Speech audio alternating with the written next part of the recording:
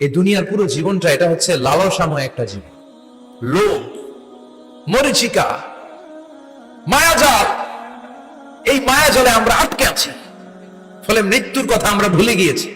পাগলের মতো ছুটছি, আরো টাকা লাগবে, আরো খ্যাতি লাগবে, আরো যশ লাগবে, আরো দাপট লাগবে। আমার এত টাকা দিয়ে কি হবে? এত সম্পদ দিয়ে কি হবে? এত ব্যস্ততা দিয়ে কি হবে তোমার? স্টপ, থামুন, অনেক হয়েছে। আম্মা, থামুন, take a rest, take a breath and think about death. Think that you have to go back to your Lord. একটু বসেন না, একটু ভাবেন যে আমাকে চলে যেতে হবে, চলে যেতে হবে। এই কোলাহল, এই ব্যস্ততা, এগুলো থাকবে, থাকবো না আমি। সাইয়েদনা ওমর ফারুক বলেছেন, মুতু ক্বাবলা আন তামুতু, মরার আগে একবার মরো। হাসিবু ক্বাবলা আন তুহাসাবু আলাইকুম, তোমার হিসাব নেওয়ার আগে তুমি একবার নিজের হিসাবটা করো না। কাগজ বের করে একটু লিখো না, কি কি ভালো কাজ করছিলা, যেগুলো দিয়ে নাজাতের ওয়াসিলা হতে পারে। 1 2 3, আর কি কি আকাম কুকাম করছো দেখো না, লিখে দেখো তোমার অবস্থাটা কি। মরার আগে একবার মরো। মরার আগে খাটের মধ্যে শুয়ে শটান করে চোখ বন্ধ করে একবার মরার ভান করে দেখেন কেমন লাগে। চোখটা বন্ধ করেন আর ভাবেন আপনি নাই, কি কি হতে পারে ভাবেন। আপনার ছেলে মেয়েরা কান্না জুড়ে দিবে, আপনার প্রাণের স্ত্রী বিলাপ শুরু করে দিবে, বন্ধু বান্ধবের চিৎকার আর মাতম, স্থানীয় এলাকার মসজিদে ঘোষণা, অমুক এলাকার নিবাসী অমুক ভাই, অমুকের ছেলে অমুক দুনিয়ায় নাই। সব আত্মীয়রা চলে আসবে, ফেসবুকে স্ট্যাটাস দেয়া হবে, সবাই সবাইকে জানাবে বিকাল 4টায় অমুক হাই স্কুল ময়দানে আপনার জানাজা। ছুটে আসবে, সবাই ছুটে আসবে আপনাকে শেষ বিদায় দিতে, গুড বাই জানানোর জন্য, আল ওয়াদা, বিদায় জানাতে আসবে সবাই।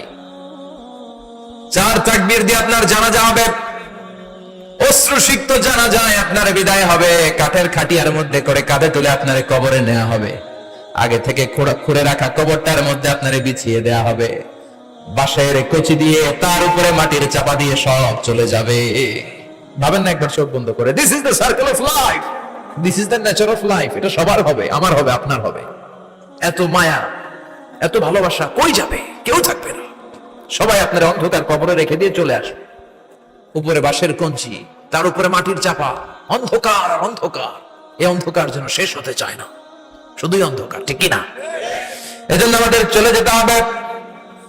দাদা গেল, চাচা গেল, মামা গেল, আমাদেরকেও যেতে হবে, জোরে কোন ঠিক কিনা?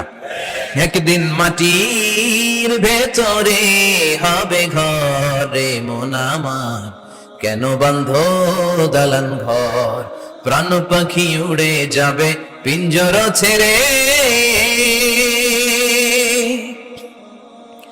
ধরা ধাবে সবই রবে, তুমি যাবে চলে, বন্ধু বান্ধব যত, মাতা পিতা যারা সুত, সবই হবে তোমার পরে, মন আমার কেন বান্ধ দালান ঘর, একদিন মাটির ভেতরে হবে ঘরে মন আমার, কেন বান্ধ দালান ঘর, ঠিক কিনা?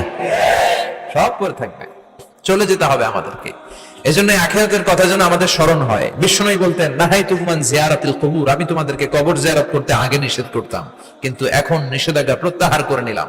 এখন সব সময় তোমরা কবরের সামনে যাবা আর জিয়ারত করবা। কবরস্থানে জানতো বড়ুয়া কৃষ্ণপুরের এই গ্রামের কবরস্থান আছে কোন দিকে? পূর্ব দিকে আছে, গোখরার জলের ওদিকে। যান আপনারা, একটু যাবেন, একটু গেলে আখিরাতের কথাটা স্মরণ হবে। ওখানে ছোট শিশুরা শুয়ে আছে, কিশোর যুবকরা আছে, আপনার মতো তাগড়া যুবক মুরব্বীরা আছে। এরা এই এলাকায় থাকতো, এরা আকাশ থেকে নেমে আসে না, এই এলাকার সন্তান, আজ নাই। একটা সার্টেন পিরিয়ড শেষে আপনিও থাকবেন না।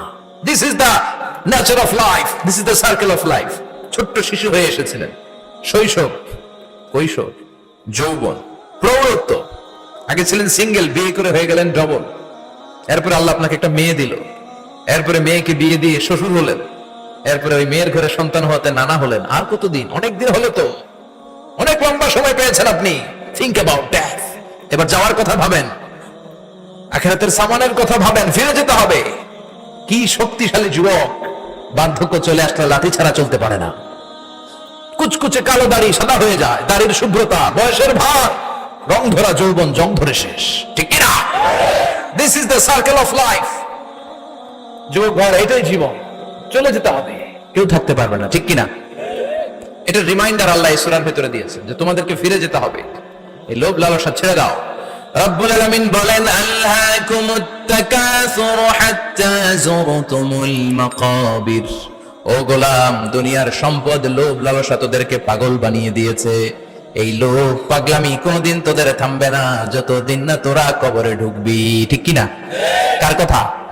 আল্লাহ বললেন দুনিয়ার সম্পদ আর লোভ আর মোহে তোমরা গাফেল হয়ে গিয়েছো। আখিরাতের কথা বেমালুম তোমরা ভুলে গিয়েছো। কিন্তু আখিরাতে তোমাদের যেতেই হবে, কবরের বাড়িতে তোমাদের ঢুকতেই হবে। ঠিক কিনা? যেতেই হবে। আমরা ভুলে যাই।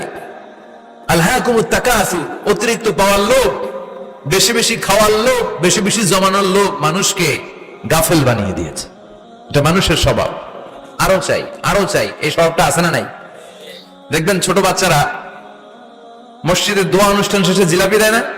বরে কৃষ্ণগুরু কি দেয়? আগে বাতাসা দিত না, এখন কি দেয়? জিলাপি দেয়, মিষ্টি দেয়। তো মসজিদের 2-3 গেট থেকে যদি দেয়, ছোট বাচ্চারা দেখবেন এদিক দিয়ে কয়েকটা নিয়ে আবার ওই গেটে লাইন ধরে। ওর হাত হলো ছোট হাত, ওর হাত ভর্তি জিলাপি, আর নেওয়ার জায়গা না, এরপর আরেক জায়গায় লাইন ধরছে। আরো লাগবে, আরো লাগবে, এই আরো আরো আরো চাই। এই স্বভাবটাই মানুষকে কুড়ে কুড়ে শেষ করে দিয়েছে। এত লাগবে কেন তোমার? চাহিদার কোনো শেষ নাই। Unlimited demand of human being. যার আছে বেশি তার চাই বেশি।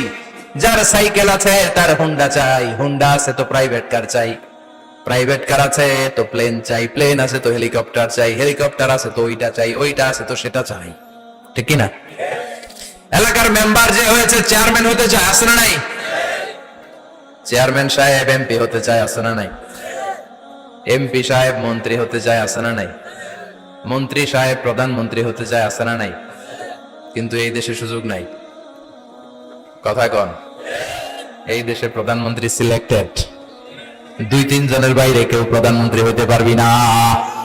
ঠিক কিনা? আমার এই জীবনে তো আমি 2-3 জনই দেখলাম।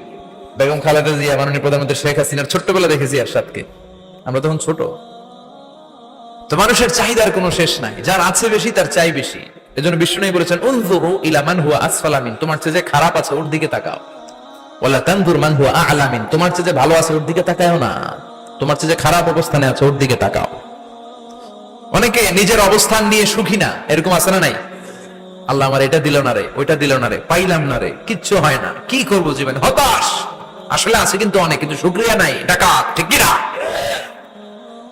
নিজের অবস্থান নিয়ে সুখী না, কিন্তু অনেক লোক আছে তারা আপনার অবস্থানে পৌঁছতে চায়। তাদের দিকে তাকিয়ে দেখেন, আপনি যে অবস্থানে আছেন এই অবস্থানে পৌঁছাটা অনেকের কাছে স্বপ্ন। তারা প্রতিনিয়ত সংগ্রাম আর স্ট্রাগল করে যাচ্ছে আপনার অবস্থানে পৌঁছতে, আর আপনি এটা নিয়ে সন্তুষ্ট না। শেখ সাদির নাম শুনেছেন? বালাগাল উলা কাশাফাত দুজা, এই কবিতাটার রচয়িতা ইরানের বিখ্যাত এক কবি।